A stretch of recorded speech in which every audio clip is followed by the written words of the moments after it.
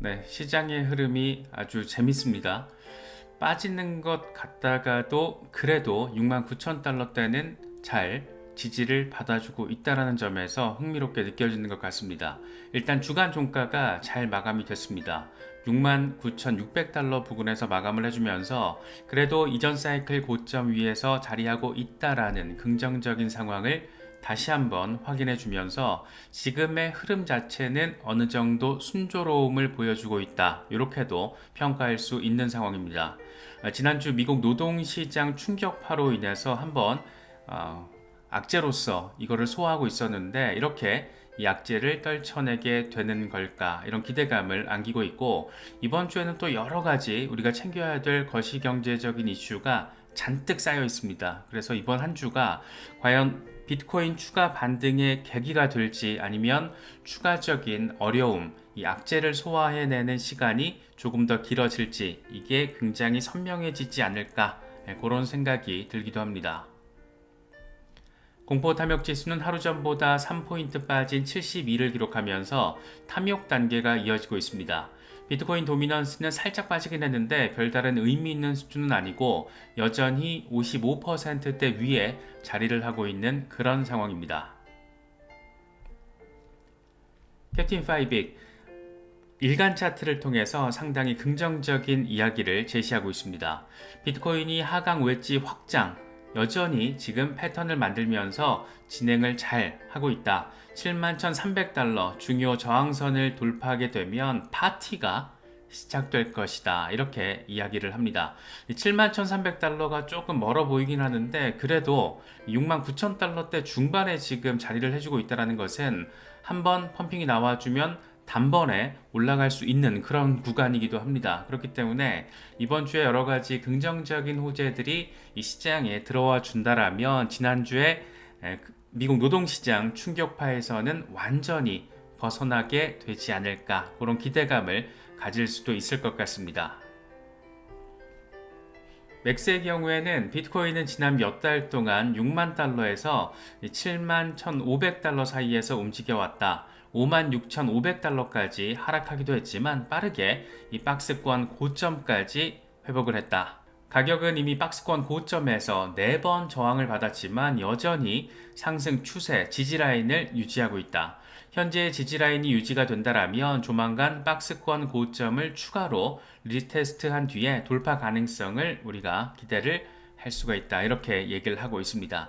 4번에 걸쳐서 지금 한 100일 가까이 100일 정도 이 조정을 받고 있는데 4번에 걸쳐서 상단 저항 돌파 시도가 실패를 했습니다. 그런데 이번에 다시 한번 여기서 말아 올린다라면 5번째 돌파 테스트 그리고 나서 실제 돌파 그리고 나서 이제 전고 돌파 테스트가 되는 거고 8만 달러를 향한 여정을 시작을 하게 되는 이 준비 과정을 모두 마무리가 되는 건데 이런 차트 보고 있으면은 뭔가 긍정적인 재료 한두 개만 들어와 준다라면 충분히 날아오를 수 있지 않을까 그런 기대감을 갖기에도 충분한 것 같습니다. 머스타시의 경우에는 비트코인이 지금 약세 상황일까? 이렇게 질문을 던집니다. 그러면서 하는 얘기가 내가 보기에는 2018년에서 2021년처럼 보이고 있고 2014년에서 2017년처럼 보이기도 한다. 기존의 반감기 사이클이 지금 아주 잘 흘러가고 있다라는 겁니다. 패턴대로. 그래서 조만간 8만 달러를 향하는 촛불을 켜게 될 것이다. 거대한 양봉 하나 떡하니 자리하게 될 것이다. 그걸 우리가 떡하니 바라보면서 환호하는 상황이 등장할 것이다. 뭐 이런 얘기 지금 하고 있는 거죠. 그런데 참 재밌어요. 이게 어떻게 이렇게 유사하게 반복이 되고 있는 걸까? 이제 한 번만 더 들어 올리면은 우리가 바라는 비트코인 8만 달러 언저리를 경험할 수 있지 않을까. 그렇게 한 발 더 깊게 미지의 영역 안으로 들어서게 되지 않을까. 그런 생각이 들기도 합니다. 이번 주에는 여러 가지 거시경제 상황들이 우리를 기다리고 있습니다. 그만큼 급격한 변동성이 등장할 수 있기 때문에 주의 깊게 이런 상황을 조금 관찰할 필요가 아주 많습니다. 일단 한국 시간으로 6월 13일 새벽 3시에 미국 FOMC 회의 결과가 발표가 됩니다. 제롬 파월 의장, 과연 이번 회견을 통해서 어떤 뉘앙스를 던질지가 시장의 방향성을 크게 가로지르게 되지 않을까 뭐 그런 생각이 드는데, 일단 금리 인하 가능성은 거의 없다. 금리 동결 가능성 99.4%, 인하 가능성, 베이비 스텝 인하 가능성이 지금 0.6% 수준입니다.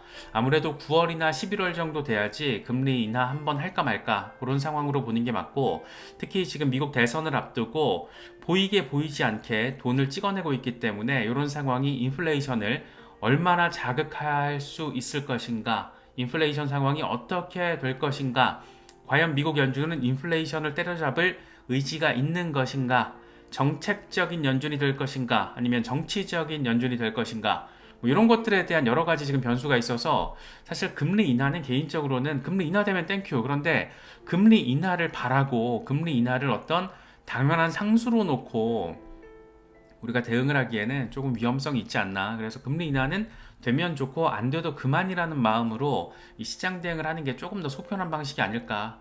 개인적으로는 그런 생각이 들기도 합니다. 어쨌든 6월 13일 새벽 3시에 변동성이 발생할 수 있다라는 거 참고하셔야 됩니다. 그리고 소비자 물가지수와 생산자 물가지수가 이번 주에 잇따라서 발표가 됩니다. 미국 소비자 물가지수 한국 시간으로 12일 밤 9시 지금 예정이 되어 있는데, 전년 대비로는 전월과 동일한 3.4%가 지금 예상치고, 전월 대비로는 전달에 0.4%에서 완화된 0.1%로 지금 예측이 되고 있습니다.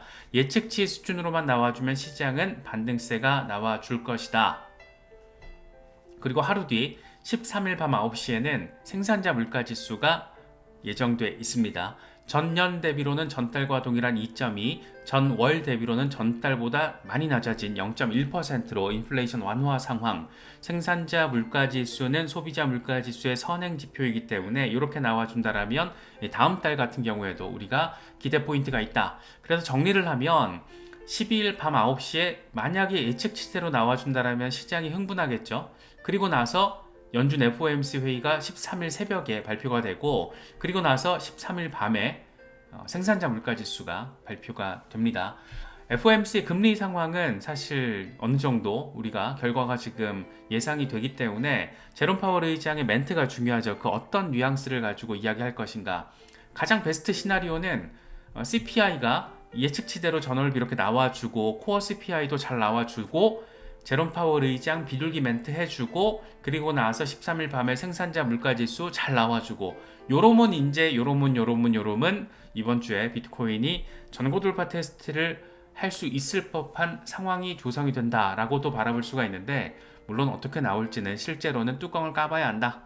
그렇기 때문에 간단치 않은 변동성을 보여줄 수 있는 한 주가 될 수 있다. 이게 만약에 정반대 안 좋게 나와준다라면 0.3 이상으로 나와준다거나 0.5 이상으로 나와준다라면 이제 한 번 더 어마어마하게 아래쪽으로 하방 압력을 받겠죠. 그리고 막 제롬 파월 의장 막 매파적인 멘트 때려박고 막 이러면은 정신 없을 수 있습니다. 그래서 만약 예측치만 놓고 멍 때리다가는 큰 코 다칠 수 있기 때문에 이 지금 12일 밤부터 13일 밤까지 연타가 긍정적으로든 부정적으로든 나올 가능성이 있다라는 점 참고하시면서 이번 주 시장 대응하시면 바라보시면 좋을 것 같습니다. 라크 데이비스가 요즘에 조금 괜찮은 멘트를 많이 던지더라고요. 최근 암호화폐 시장에 빨간불이 잔뜩 켜졌지만 여기에 플레이북이 있다. 어떻게 플레이하는지를 지금 보여주고 있다는 거죠. 그래서 하는 얘기가, 매수하기에 가장 좋은 시기는 매수하기 불편할 때다. 길거리에 피가 흐를 때. 그게 바로 인생을 바꾸는 돈을 버는 방법이다 라고 이야기를 하고 있습니다. 그러니까 공포에 사서 환희에 팔아야 된다라는 기본 원칙만 잘 따라도 되는데, 보통 이제 준비가 안 된 투자자들의 경우에는 공포에 팔고 환희, 그러니까 고점에서 이제 매수를 하는 그런 우를 범하게 된다라는 거죠. 그래서 지금 오늘 right now 지금이 바로 매수 타이밍이다 라고는 말할 수는 없겠지만, 통상적으로 시장이 다 뻘겋게 이렇게 달아올라가지고 화가 잔뜩 나 있을 때, 다들 마이너스 대박 찍고 있을 때, 요때가 지나고 보면 적절한 매수 타임 언저리였다라는 건 또 이제 경험적으로 우리가 알고 있잖아요. 그래서 지금 상황 자체를 이렇게 너무 쫄아서 이 쫄보의 마음으로 바라볼 필요는 없다. 특히 요즘에 커뮤니티 이렇게 보면 코린인데 좀 도와주세요 이런 글들이 글로벌하게 굉장히 많습니다. 그런 거는 약간 아직 준비가 부족하거나 경험이 부족한 상태에서 이 자본 투입이 이루어졌을 때 느낄 수 있는 심리인데, 사실 개미들은 다 똑같지 않나 싶어요. 약간의 경험치가 있으면 마음이 조금 더 편안하고, 경험이 부족하면 조금 더 쫄리는 건데, 개미는 다 고만고만합니다. 그래서 지금의 시장의 흐름을 이게 쫄아야 될 상황이 아니구나라는 것을 약간 편안하게 인지하느냐, 그 여부가 중요한 것 같아요. 그래서 비교적 최근에 비트코인 현물 ETF 이슈를 통해서 이 시장에 들어오신 초보자분들은 이런 얘기들도 참고거리가 굉장히 많은 얘기입니다. 딱 두 줄짜리 멘트지만 이런 얘기들 속에서 우리가 인사이트, 공부거리, 리서치 재료들을 얻을 수 있는 거니까 이런 부분들도 잘 참고하시면 좋겠습니다. 중국 이슈가 또 뜨끈뜨끈합니다. 이게 뭔가가 지금 벌어지려고 이러는 건지는 명확하게는 모르겠는데, 새로운 상황이 지금 자꾸 등장을 하니까 우리로 하여금 기대감을 갖게 만드는 거죠. 그동안 중국인들의 암호화폐 거래를 적극적으로 금지를 해왔던 바이비트가 지금 열었어요. 해외 거주 중국인들을 대상으로 문을 열어버렸습니다. 그래서 이게 지금 중국 본토인들의 거래 허용으로까지 이어질 수 있을 것인가, 이게 지금 초미의 관심사가 됐고, 이게 뭔가 벌어지려고 이러나? 홍콩에서 암호화폐 현물 ETF 출시되고 얼마 되지 않아서 또 이런 일이 벌어지니까 상당히 흥미롭게 조금 우리가 바라볼 필요가 있을 것 같습니다. 그렇게 좀 사전에 준비가 돼야지 실제로 어떤 게 빵하고 벌어졌을 때 우리가 전략적으로 행동에 나설 수 있겠죠. 내용은 이래요. 바이비트가 이번에 해외 거주 중국인 사용자들의 거래소 등록, 신원 확인, 거래 오픈까지 지금 공식적으로 밝혔습니다. 그래서 해외 거주 중국인과 글로벌 중국 커뮤니티에서 이 사용자 친화적인 암호화폐 거래 플랫폼 수요가 늘어나면서 이 같은 결정을 내렸다라고 바이비트가 오피셜하게 밝혔습니다. 그동안 중국 사용자 등록을 엄격하게 금지해 왔었는데, 이번 조치를 통해서 이 해외 거주 중국인 사용자 수 수천만 명 정도가 되지 않을까, 그런 기대감이 지금 나오고 있습니다.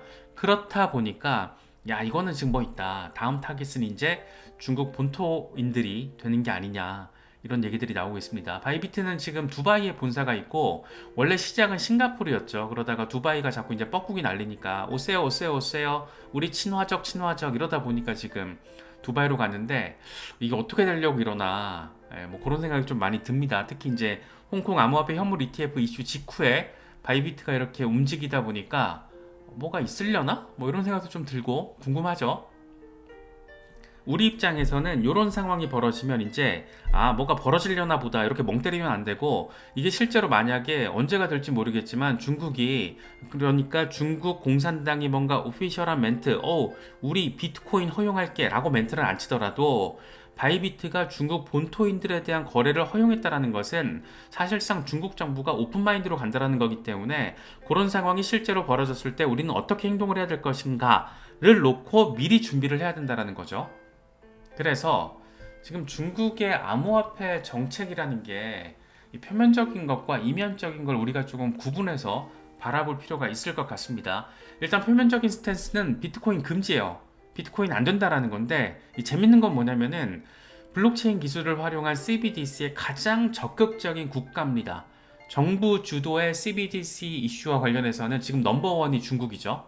홍콩을 통해서는 간접적인 암호화폐 개방을 지금 확인을 했습니다.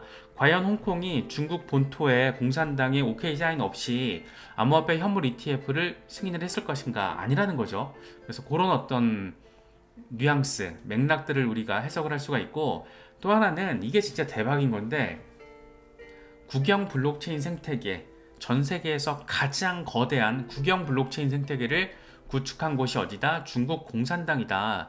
시진핑 아저씨가 나와서 2019년도에 세계 최대 규모의 정부 주도, 국가 주도의 블록체인 생태계를 구축할 것이다. 사실상 디지털 실크로드의 이 블록체인 버전이라고도 바라볼 수가 있는데, 그게 이름하여 BSN, 블록체인 베이스드 서비스 네트워크. 이게 또 어마어마한 해석거리들을 우리한테 안기고 있는데, 어쨌든 일단 이면적으로는 굉장히 블록체인 친화적인 국가예요. 이거는 어떻게 부인을 할 수가 없습니다. 실제로 하고 있는 게 이런 거니까. 물론 여긴 여러 가지 맥락이 또 깔려 있죠. 왜 CBDC에 적극적인가? 디지털 경제가 조금 더 본격화됐을 때 탈달러에 대한 어떤 도전 적인 전략이 깔려 있는 거고, 홍콩을 통해서 암호화폐 ETF를 출시한 게 이미 맛보기를 해보겠다라는 의지를 내보인 거고, 국영 블록체인 생태계를 이미 2019년부터 구축을 했다라는 것은 얘네들 이미 세팅 끝났구나 라는 걸 또 느낄 수 있는 건데, 표면적으로는 비트코인 금지 이러고 있는 거죠. 그래서 이율 배반적인 어떤 그런 행태를 보이고 있는데, BSN 네트워크 상황을 좀 봐야 됩니다. 그래서 만약에 중국 정부가 직접적으로 크립토 오픈 내지는 간접적으로 거래소를 통해서 중국 본토인들의 투자가 허용될 때, 이럴 때 이제 우리가 조금 미리미리 좀 생각해 볼게, 그러면은 BSN 파트너가 누가 있을까? 이더리움, 이오스, 테조스, 핀도라, 얘는 잘 모르겠어요. 니어, 클레이튼. 특히 뭐 이더리움 말할 거 없고, 이오스도 최근에 새로운 토크노믹스 생태계 계획을 밝혔잖아요. 80% 소각하겠다, 공급량에. 그런 거 있고, 테조스 열심히 하고 있고, 니어 AI 테마의 어떤 굉장히 선두주자로 지금 평가를 받고 있고, 클레이튼 뭐 다 알고 있고. 그래서 이런 것들 조금 미리미리 사전에 우리가 체크를 해놓으면 좋은 프로젝트들이다. 중국 이슈와 관련해서 이런 걸 생각해 볼 수가 있고, 그냥 대놓고 중국 코인들 있잖아요. 뭐 네오, 온톨로지, 뭐 비체인, 이런 프로젝트들도 중국이 뭔가 긍정적으로 움직일 때는 급반등이 나올 수 있는 그런 성격을 가지고 있다라는 거 사전에 체크를 하시면 좋을 것 같습니다. 특히 네오 같은 경우에는 중국판 이더리움으로 평가받고 있죠. 중국의 첫 번째 알트코인 프로젝트, 중국판 이더리움, 온톨로지, 뭐 최근에도 급반등이 한번 나왔었고, 비체인은 뭐 이미 시장의 어떤 블록체인 혁신과 관련해서는 평가가 끝난 프로젝트고, 비체인은 아예 팀에서 제시를 했죠. 실물자산 토큰화 이슈와 관련해서 리드를 하겠다. 사실 실물자산 토큰화 이슈와 관련해서 거의 원조급의 가장 완성적인 블록체인 혁신의 성과물을 내놓은 것 중에 하나가 비체인입니다. 그래서 뭐 루이비통 이런 데랑 파트너십 맺으면서 실물 자산, 실물 명품을 트래킹하는, 진짜 이게 명품이 진짜인지 짝퉁인지 그거를 구분하는 프로젝트, 이걸 벌써 2019년? 뭐 이럴 때 파트너십 맺고 했으니까 꽤 어떤 블록체인 혁신과 관련해서는 시장의 평가 끝났다, 이런 것들이기 때문에 시총 중상위권으로는 우리가 조금 이렇게 레이더를 켜고 얘네들 어떻게 움직이고 있나, 중국 상황 어떻게 되나, 중국이 뭐 뻥하고 나왔을 때 그때 들어가도 늦지 않습니다. 기존 홀더분들은 잘 대응하시면, 뭐 홀딩 잘 하시면 대응하시면 되고, 중국이 뭔가 긍정적인 이슈가 빵 떴다 했을 때는 이런 것들 중에 나는 뭔가로 뭐 단기, 중기 정도 대응을 해봐야지 라는 것 정도는 전략적으로 계획을 할 수 있으니까, 그런 부분들 참고하시면서 중국 시장이 과연 어떤 스탠스를 보일 것인가, 이런 부분들도 고민할 가치는 충분히 있을 것 같습니다. 중국이 만약에 정말 적극적으로 움직이면 시장 한번 난리 날 수 있으니까 그런 부분들도 잘 참고를 하시면 좋을 것 같습니다. 뭐 희망회로일 수도 있는데, 뭔가 벌어지고 있는 상황을 보면, 특히 이제 최근에 바이비트 이슈도 있지만 홍콩 상황을 보면 어느 정도는 이제 중국의 개방이라는 것도 현실성 단계로 조금 더 가까이 다가선 게 아닌가, 뭐 그런 생각이 들기도 해요. 그래서 이런 것들도 잘 참고하시면 좋을 것 같습니다. 비트코인 현물 ETF 상황이 간단치가 않아요. 전 세계 비트코인 현물 ETF 34개, 많기도 많아요. 뭐 유럽이랑 뭐 여기저기 다 때려박으니까 34개인데, 여기에 지금 다 담겨있는 비트코인을 다 합치니까 100만 개가 넘습니다. 이미 조금 뭐 꿈틀꿈틀한다라는 걸 느끼고 있는 거죠, 우리가. 그래서 블랙록 30만 개 돌파했고, 그레이스케일 28만 개, 피델리티도 벌써 17만 개를 돌파했어요. 미국 상황, 글로벌 상황 다 봤을 때 100만 개. 어마어마합니다. 지금 비트코인이 전체 자산 시총 9위예요. 바로 위에 8위가 실버, 은이고, 시총 9위에 1조 3천억 달러 규모. JP모건과 비자를 합친 것보다 큽니다. 과연 이게 어떤 걸 의미하는 걸까? 참 흥미로운 시대를 우리가 지금 맞이하고 있는 것 같고, 아주 극초기 얼리 어답터는 아니지만 얼리 어답팅의 레이트 단계 정도로는 충분히 해석을 할 수 있다. 그래서 우리가 지금 좀 일찍 들어와 있는 거죠.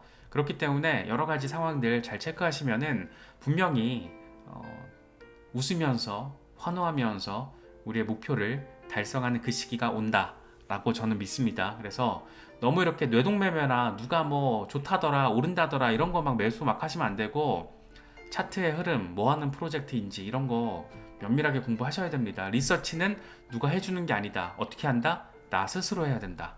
이런 거 명심하셔야지 이 시장에 조금 오래 남을 수 있을 것 같아요. 그래서 우리가 매일같이 이렇게 이슈를 공부하고 있는 건데 여러 가지 소식들 잘 참고하시면서 시장 대응도 잘 하실 수 있으면 좋겠습니다.